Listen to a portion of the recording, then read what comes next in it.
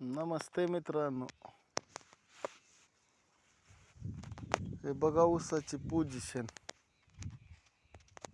पाऊस काळ चांगला आहे, त्याच्या अवघानं ऊस पण बरे आहेत. पण आता ह्या महिन्यामध्ये वातावरण चेंज झाल्याबद्दल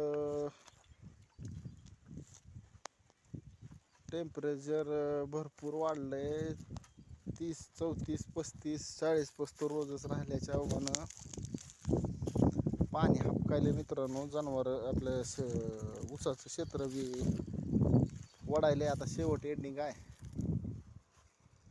तरी पण आणखीन पाऊस लवकर पडला तर बरं, नाही तर महिना दीड महिना जर गेला तर जास्तच घाबरत येत. आता शेवट अंतिम टप्पा आहे आणि पाण्याची काळजी घेऊन व्यवस्थित करा, कारण आमचं बी ऊस वळायचं लागलाय. ते आपलं काय लोकांचं पाणी होतं, बघू करू काहीतरी ॲडजस्ट आपण बी. झाल्यावर का एवढंच तुकडं राहिले, कारण रानं नांगरून टाकले, वेळ कमी राहिला. आता 30-40 दिवसातच रानं तळायला पण वेळ लागते. हीच शेतकरी जरा पसार आहे तिकडे, त्याच्या अवघानं इथं लक्ष केलं नाही, नाहीतर ही बी रान नांगरलं की शेळ्याची लय अपदा होणार आहे.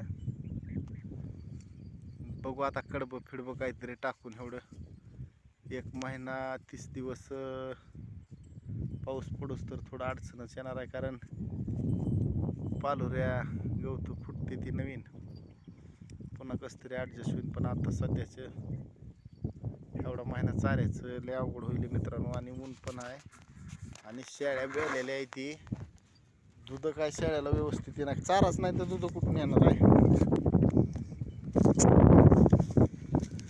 साखळ्या सुकळ्या काहीतरी खाऊन आपलं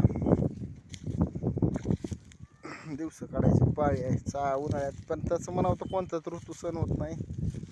पुन्हा बी पावसाची भीती, पाऊस पुन्हा खाऊ देत नाही. पण ती निसर्गाच्या सानिध्यातच राहावं लागणार आहे. सगळं आपल्याच मनावर म्हणल्यावर असं काही जमणार नाही. ठीक आहे, पण चारा तरी होईन की. आता सध्या थोडं परेशानी होईल आणि पिले उन्हापायी थोडं हिटीपाय सोडणं आहे, कारण महिना झालंय पिल्यांना. चारा चांगला खायलेत, पाणी प्यायलेत.